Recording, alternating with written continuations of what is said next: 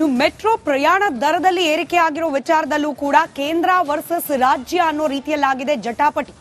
ಕೇಂದ್ರ ಸರ್ಕಾರದ ಕಡೆಗೆ ಬೊಟ್ಟು ಮಾಡ್ತಾ ಇದೆ ರಾಜ್ಯ ಕಾಂಗ್ರೆಸ್ ಪಾರ್ಟಿ. ಮೆಟ್ರೋ ದರ ಏರಿಕೆ ಇಳಿಕೆ ಇದೆಲ್ಲವೂ ಕೂಡ ಕೇಂದ್ರ ಸರ್ಕಾರದ ಕೈಯಲ್ಲಿ ಇರ್ತಕ್ಕಂತ ವಿಚಾರ. ರಾಜ್ಯ ಸರ್ಕಾರಕ್ಕೂ ಈ ಬೆಲೆ ಏರಿಕೆಗೂ ಯಾವುದೇ ರೀತಿ ಸಂಬಂಧ ಇರೋದಿಲ್ಲ ಅಂತ ಹೇಳಿ ರಾಜ್ಯ ಸರ್ಕಾರದ ಮೇಲೆ ಬರ್ತಾ ಇರುವ ಜನಾಕ್ರೋಶವನ್ನ ಕೇಂದ್ರದ ಕಡೆಗೆ ಶಿಫ್ಟ್ ಮಾಡೋ ಪ್ರಯತ್ನವನ್ನ ಮಾಜಿ ಸಂಸದ ಡಿ.ಕೆ. ಸುರೇಶ್ ಮಾಡಿದ್ದಾರೆ. ಮೆಟ್ರೋ ದರ ನಿರ್ವಹಣೆ ಕೇಂದ್ರದ ಕೈಯಲ್ಲಿದೆ, ರಾಜ್ಯ ಸರ್ಕಾರದ ಕೈಯಲ್ಲಿ ಏನೂ ಇಲ್ಲ ಅಂತ ಹೇಳೋ ಮೂಲಕ ಬಿಜೆಪಿಗರ ವಿರುದ್ಧ ಡಿ.ಕೆ. ಸುರೇಶ್ ವಾಗ್ದಾಳಿ ನಡೆಸಿದ್ದಾರೆ.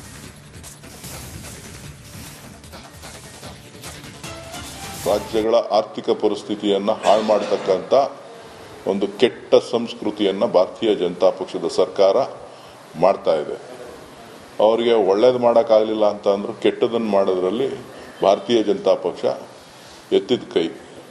ಸೊ ಅದು ಕರ್ನಾಟಕಕ್ಕೆ, ಕರ್ನಾಟಕದ ಪಾಲಿಗೆ, ಕರ್ನಾಟಕದ ಅಭಿವೃದ್ಧಿಗೆ ಯಾರಪ್ಪ ಇವತ್ತು ಧಕ್ಕೆ ಅಂತ ಹೇಳಿದ್ರೆ ಅದು ಕೇಂದ್ರ ಸರ್ಕಾರ. ಕೇಂದ್ರ ಸರ್ಕಾರ ನಮ್ಮ ತೆರಿಗೆ ಹಣವನ್ನು ಬೇರೆ ರಾಜ್ಯಗಳಲ್ಲಿ ಇಚ್ಛಾಪಟ್ಟೆ ಪೋಲ್ ಮಾಡ್ತಾ ಇದೆ. ನಮಗೆ ಹಣ ಕೊಡ್ತು ಅಂತ ಅಂದ್ರೆ ನಮ್ಮ ರಾಜ್ಯ ಅಭಿವೃದ್ಧಿ ಆಗ್ತದೆ. ಅಲ್ಲ, ದಕ್ಷಿಣ ಭಾರತದ ರಾಜ್ಯಗಳು ಅಂತ ಅಂದ್ರೆ ದಕ್ಷಿಣ ಭಾರತದಲ್ಲಿ ಎಲ್ಲವೂ ಕೂಡ ಬಿಜೆಪಿಯೇತರ ರಾಜ್ಯಗಳೇ ಇರ್ತಕ್ಕಂಥದ್ದು. ದಕ್ಷಿಣ ಭಾರತಕ್ಕೆ ಅನ್ಯಾಯ ಆಗ್ತಾ ಇದೆ ಅನ್ನೋದ್ರಲ್ಲಿ ಎರಡನೇ ಮಾತಿಲ್ಲ. ದಕ್ಷಿಣ ಭಾರತದ ರಾಜ್ಯಗಳಿಗೆ ಇವರು ಅನ್ಯಾಯ ಮಾಡ್ತಾ ಇದ್ದಾರೆ. ಜೊತೆಗೆ ಹಿಂದಿ ಏರಿಕೆಯನ್ನ ಆಗಾಗ್ಗೆ ಮಾಡ್ತಕ್ಕಂಥದ್ದು. ಸೊ ಇವೆಲ್ಲವೂ ಕೂಡ ವಿಚಾರಗಳು ನಮ್ಮ ಮುಂದೆ ಇದೆ. ಜನ ಎಚ್ಚೆತ್ತುಕೊಳ್ಬೇಕಾಗಿದೆ. ಭಾರಿ ದರವನ್ನ ಏರಿಸಿ ಅತ್ಯಲ್ಪ ಇಳಿಸಿದ್ದಾರೆ ಬಿಎಂಆರ್ಸಿಎಲ್ ಅವರು. ಕೇವಲ 10 ರೂಪಾಯಿಯನ್ನ ಇಳಿಸಿದ್ದಾರೆ. ನಮ್ಮ ಮೆಟ್ರೋ ಮೆಜೆಸ್ಟಿಕ್ ಟು ವೈಟ್ ಫೀಲ್ಡ್ಗೆ 90 ರೂಪಾಯಿಯನ್ನ ಏರಿಸಿ ಈಗ 80 ರೂಪಾಯಿಗೆ ಇಳಿಸಿದ್ದಾರೆ. ಕೇವಲ 10 ರೂಪಾಯಿ ಕಡಿಮೆ ಮಾಡಿದ್ದಾರೆ. ಹಾಗೇನೆ ಮೆಜೆಸ್ಟಿಕ್ ನಿಂದ ವಿಧಾನಸೌಧಕ್ಕೆ ಇದ್ದದ್ದು 20 ರೂಪಾಯಿ, ಅದನ್ನ 10 ರೂಪಾಯಿಗೆ ಇಳಿಕೆ ಮಾಡಿದ್ದಾರೆ. ಅಲ್ಲಿಯೂ ಕೂಡ 10 ರೂಪಾಯಿ ಇಳಿಸಿರೋದು. ಅಲ್ಪಘಟ್ಟಕ್ಕೆ ಈ ರೀತಿ ಅವರು ಇಳಿಸಿರುವಂತದ್ದು. ಇನ್ನು ಮತ್ತೊಂದು ಕಡೆ ನಾವೀಗಾಗಲೇ ಗಮನಿಸ್ತಾ ಇದ್ದೀವಿ ಯಾವ್ಯಾವ ಏರಿಯಾದಿಂದ ಎಷ್ಟೆಷ್ಟು ರೂಪಾಯಿ ಇಳಿಕೆ ಮಾಡಿದ್ದಾರೆ ಅಂತ ಹೇಳಿ. ಯಾವ ಮಟ್ಟಿಗೆ ಅಂತಂದ್ರೆ ಇವರು ಏರಿಸಿದ್ದು ಡಬ್ಕಿ ಡಬಲ್, ಇಳಿಸಿದ್ದು ಅಲ್ಪಘಟ್ಟ. ಯಾಕೆ ಈ ರೀತಿ? ಮೆಜೆಸ್ಟಿಕ್ ನಿಂದ ವೈಟ್ ಫೀಲ್ಡ್ಗೆ 90 ರೂಪಾಯಿ ಇತ್ತು, 80 ರೂಪಾಯಿ ಆಗಿದೆ. ಮೆಜೆಸ್ಟಿಕ್ ನಿಂದ ವಿಧಾನಸೌಧಕ್ಕೆ 20 ರೂಪಾಯಿ ಇತ್ತು, 10 ರೂಪಾಯಿ ಆಗಿದೆ. ಚಲಗಟ್ಟಕ್ಕೆ 70 ರೂಪಾಯಿ ಇತ್ತು, ಈಗ 60 ರೂಪಾಯಿ ಆಗಿದೆ. ಮೆಜೆಸ್ಟಿಕ್ ನಿಂದ ಬೈಯಪ್ಪನಹಳ್ಳಿಗೆ 60 ರೂಪಾಯಿ ಇತ್ತು, ಈಗ 50 ರೂಪಾಯಿ ಆಗಿದೆ. ಸಿಲ್ಕ್ ಇನ್ಸ್ಟಿಟ್ಯೂಟ್ಗೆ 70 ರೂಪಾಯಿ ಇತ್ತು, ಈಗ 60 ರೂಪಾಯಿ ಆಗಿದೆ. ಜಾಲಹಳ್ಳಿಯಿಂದ ಸಿಲ್ಕ್ ಬೋರ್ಡ್ಗೆ 90 ರೂಪಾಯಿ ಇತ್ತು, ಅದು ಯಾವುದೇ ರೀತಿಯ ಬದಲಾವಣೆ ಆಗಿಲ್ಲ ಅನ್ನುವಂತ ಮಾಹಿತಿ ಈಗ ಲಭ್ಯ ಆಗ್ತಾ ಇದೆ. ಅಲ್ಲಿಗೆ ಸ್ಟೇಜ್ ಟು ಸ್ಟೇಜ್ ನಾವು ಪರಿಶೀಲನೆ ಮಾಡ್ತೀವಿ ಅಂತ ಏನು ಹೇಳಿದ್ರು ಆ ಪ್ರಕಾರವಾಗಿ ಎಲ್ಲಿ ನೋಡಿದ್ರು ಕೂಡ 10 ರೂಪಾಯಿಯನ್ನ ಇಳಿಕೆ ಮಾಡಿರೋದು ಇಲ್ಲಿ ಗೊತ್ತಾಗ್ತಾ ಇದೆ. ಈ ಬಗ್ಗೆ ಇನ್ನಷ್ಟು ಮಾಹಿತಿಯನ್ನ ನೀಡ್ತಾರೆ ಪ್ರತಿನಿಧಿ ಧ್ರುವ. ಈಗ ನೇರ ಸಂಪರ್ಕದಲ್ಲಿ ಜಾಯ್ನ್ ಆಗ್ತಾ ಇದ್ದಾರೆ. ಧ್ರುವ, ಗಮನಿಸ್ತಾ ಇದ್ದೀವಿ 10 ರೂಪಾಯಿ ಇಳಿಕೆ ಮಾಡಿದ್ದಾರೆ. ಮೆಜೆಸ್ಟಿಕ್ ಟು ಚಲಗಟ್ಟ ಆಗಿರಬಹುದು, ಸಿಲ್ಕ್ ಬೋರ್ಡ್ ಆಗಿರಬಹುದು, ವೈಟ್ ಫೀಲ್ಡ್ ಆಗಿರಬಹುದು, ಹೀಗೆ ಇತ್ಯಾದಿ ಪ್ಲೇಸ್ಗಳಿಗೆ 90 ರೂಪಾಯಿ ಮ್ಯಾಕ್ಸಿಮಮ್ ಏನಿತ್ತು ಅದರಲ್ಲಿ ಬದಲಾವಣೆ ಕಂಡು ಬಂದಿಲ್ಲ. ಒಂದು ಸ್ಟೇಷನ್ ಮಾಹಿತಿಯನ್ನ ಕೂಡ ನಾವು ನೋಡ್ತಾ ಇದ್ವಿ. ಈಗ ಅಂದ್ರೆ ಬಿಎಂಆರ್ಸಿಎಲ್ ಈಗ ಏನ್ ಮಾಡೋದಕ್ಕೆ ಹೊರಟಿದೆ, ಇದು ಯಾವ ರೀತಿಯ ಯಾಮಾರಿಸುವಂತ ಕೆಲಸ ಅಂತ?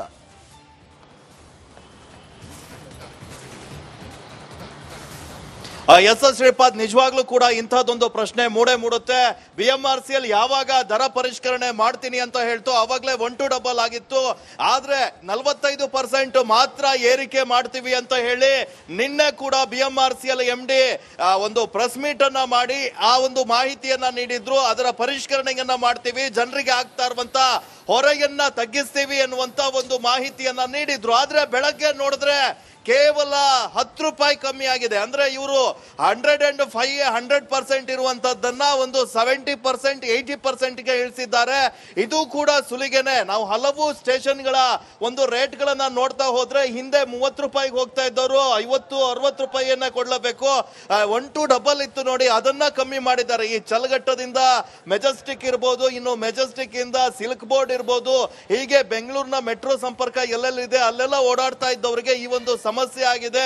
ಮುಖ್ಯವಾಗಿ ಈ ಸ್ಲ್ಯಾಬ್ ಅನ್ನ ಮಾಡುವಂತ ಸಂದರ್ಭದಲ್ಲಿ ಇವರು ಕಿಲೋಮೀಟರ್ ಆಧಾರದಲ್ಲಿ ಸ್ಲ್ಯಾಬ್ ಅನ್ನ ಮಾಡಿರುವಂತದ್ದು. ಅಂದ್ರೆ 0 ಇಂದ 2 ಕಿಲೋಮೀಟರ್, 2 ರಿಂದ 4 ಕಿಲೋಮೀಟರ್ ಆ ತರ ರೇಟ್ ಅನ್ನ ಹೈಕ್ ಮಾಡ್ಕೊಂಡು ಹೋಗಿದ್ದಾರೆ. ಹೀಗಾಗಿ ಅನಿವಾರ್ಯವಾಗಿ ಒಂದು ಸ್ಟೇಷನ್ ಇಂದ ಬರುವಂತಹ ಜನರಿಗೆ ಇನ್ನೊಂದು ಸ್ಟೇಷನ್ ಇಂದ ಜನರಿಗೆ ಕಂಪೇರ್ ಮಾಡಿದ್ರೆ ಸಾಕಷ್ಟು ಅವರಿಗೆ ಹಣ ಈ ಒಂದು ರೇಟ್ ಅಲ್ಲಿ ವ್ಯತ್ಯಾಸಗಳು ಕಂಡು ಬರ್ತಾ ಇದ್ದಾವೆ. ಆದ್ರೆ ಪರಿಷ್ಕರಣೆಯ ನೆಪದಲ್ಲಿ ಈಗ ಮತ್ತೆ 10 ರೂಪಾಯಿಯನ್ನ ಕಮ್ಮಿ ಮಾಡಿ ಇನ್ನೂ ಕೂಡ ಸುಲಿಗೆಯನ್ನ ಮುಂದುವರಿಸಿರುವಂತದ್ದು ಸಾರ್ವಜನಿಕ ವಲಯದಲ್ಲಿ ಕೂಡ ಸಾಕಷ್ಟು ಟೀಕೆಗೆ ಕಾರಣವಾಗಿದೆ. ನಾನೀಗ ಮೆಜೆಸ್ಟಿಕ್ ಮೆಟ್ರೋ ನಿಲ್ದಾಣದ ಮುಂಭಾಗದಲ್ಲೇ ಇದ್ದೀನಿ, ಗಮನಿಸ್ತಾ ಇರಬಹುದು. ಸಹಜವಾಗಿ ಈ ನಿಲ್ದಾಣಕ್ಕೆ ಕೂಡ ಈಗ ಜನ ಬರ್ತಾ ಇಲ್ಲ. ಅಂದ್ರೆ ಈಗ ಈ ಟೈಮ್ ನಲ್ಲಿ ಒಂದಿಷ್ಟು ಜನ ಓಡಾಡ್ತಾ ಇದ್ರು, ಆದ್ರೂ ಕೂಡ ಜನರು ಈ ಮೆಟ್ರೋವನ್ನ ಓಡಾಟವನ್ನ ಕೂಡ ಕಮ್ಮಿ ಮಾಡ್ತಾ ಇದ್ದಾರೆ ಎನ್ನುವಂಥದ್ದು ಕೂಡ ಈಗ ಗೊತ್ತಾಗ್ತಾ ಇರುವಂತದ್ದು. ಯಾವಾಗ ಜನರು ಸೋಷಿಯಲ್ ಮೀಡಿಯಾದಲ್ಲಿ ಒಂದು ಆಕ್ರೋಶವನ್ನ ವ್ಯಕ್ತಪಡಿಸಿದ್ರು, ಅದರ ಬೆನ್ನಲ್ಲೇ ದರವನ್ನ ಕೂಡ ಕಮ್ಮಿ ಮಾಡಿದ್ರು. ಸರ್, ಈಗ ಮೆಟ್ರೋ ರೇಟ್ ಅನ್ನ ಕಮ್ಮಿ ಮಾಡಿದ್ದಾರೆ ಅಂದ್ರೆ ಈಗ ಒಂದ್ ಸ್ವಲ್ಪ ಓಕೆನಾ ನಿಮಗೆ? ಓಕೆ. ಮೊದಲು ಎಷ್ಟಿತ್ತು, ಈಗ ಎಷ್ಟಾಗಿದೆ ಸರ್? ಮುಂಚೆ 14 ರೂಪಾಯಿ ಇನ್ಕ್ರೀಸ್ ಮಾಡಿದ್ರು, ಇವಾಗ 8 ರೂಪಾಯಿ ಆಗಿದೆ. 8 ರೂಪಾಯಿ ಆಗಿದೆ. ಈ ರೇಟ್ ಈ ತರ ಕಮ್ಮಿ ಮಾಡಿದ್ದು okay? Okay okay okay, it is good. ಇದು ಸಾರ್ವಜನಿಕರು ಹೇಳ್ತಾ ಇರೋದು. ಅಂದ್ರೆ ನಮಗೆ ಈಗ ಮೊದಲಿನಕ್ಕಿಂತ ಕಂಪೇರ್ ಮಾಡಿದ್ರೆ ಒಂಚೂರು ಕಮ್ಮಿ ಆಗಿದೆ ಅಂತ ಇಲ್ಲೊಬ್ರು ಹೇಳಿದ್ರು. ಆದ್ರೆ ಬೇರೆ ಕಡೆ ನೋಡ್ತಾ ಹೋಗೋದಾದ್ರೆ ಇದೇ ದರ ಇದೆ. ಅಂದ್ರೆ 10 ರೂಪಾಯಿ ಕಮ್ಮಿ ಆಗಿದೆ. ಅವರು 30, 40, 50, 60, 70% ವರೆಗೂ ಅಧಿಕವಾಗಿ ಈ ಒಂದು ಹಣವನ್ನು ಕೊಟ್ಟು ಓಡಾಡುವಂತಹ ಪರಿಸ್ಥಿತಿ ನಿರ್ಮಾಣವಾಗಿದೆ. BMRCL ಇನ್ನೂ ಕಮ್ಮಿ ಮಾಡಬೇಕು ಅಂತ ಹೇಳಿ ಸಾರ್ವಜನಿಕರು ಆಗ್ರಹಿಸ್ತಾ ಇದ್ದಾರೆ. ಶ್ರೀಪಾದ್. ಓಕೆ, ಥ್ಯಾಂಕ್ ಯು ಧ್ರುವ ಮಾಹಿತಿಗಾಗಿ.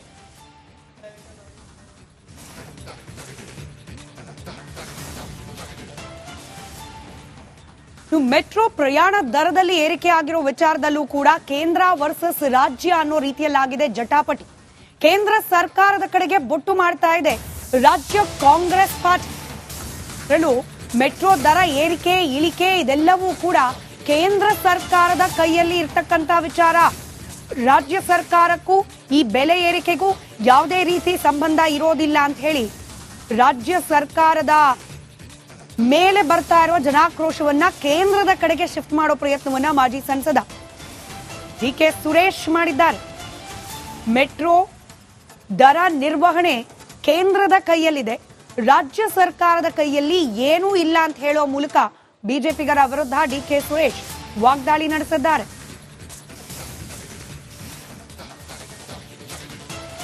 ರಾಜ್ಯಗಳ ಆರ್ಥಿಕ ಪರಿಸ್ಥಿತಿಯನ್ನ ಹಾಳು ಮಾಡತಕ್ಕಂತ ಒಂದು ಕೆಟ್ಟ ಸಂಸ್ಕೃತಿಯನ್ನ ಭಾರತೀಯ ಜನತಾ ಪಕ್ಷದ ಸರ್ಕಾರ ಮಾಡ್ತಾ ಇದೆ.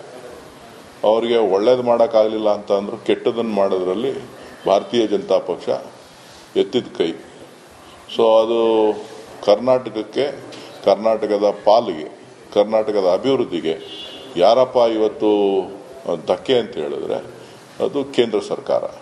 ಕೇಂದ್ರ ಸರ್ಕಾರ ನಮ್ಮ ತೆರಿಗೆ ಹಣವನ್ನು ಬೇರೆ ರಾಜ್ಯಗಳಲ್ಲಿ ಇಚ್ಛಾಪಟ್ಟೆ ಪೋಲ್ ಮಾಡ್ತಾ ಇದೆ.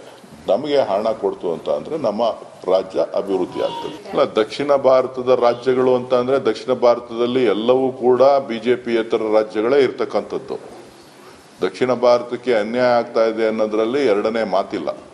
ದಕ್ಷಿಣ ಭಾರತದ ರಾಜ್ಯಗಳಿಗೆ ಇವರು ಅನ್ಯಾಯ ಮಾಡ್ತಾ ಇದ್ದಾರೆ. ಜೊತೆಗೆ ಹಿಂದಿ ಏರಿಕೆಯನ್ನ ಆಗಾಗ್ಗೆ ಮಾಡ್ತಕ್ಕಂಥದ್ದು. ಸೊ ಇವೆಲ್ಲವೂ ಕೂಡ ವಿಚಾರಗಳು ನಮ್ಮ ಮುಂದೆ ಇದೆ. ಜನ ಎಚ್ಚೆತ್ಕೊಳ್ಬೇಕಾಗಿದೆ.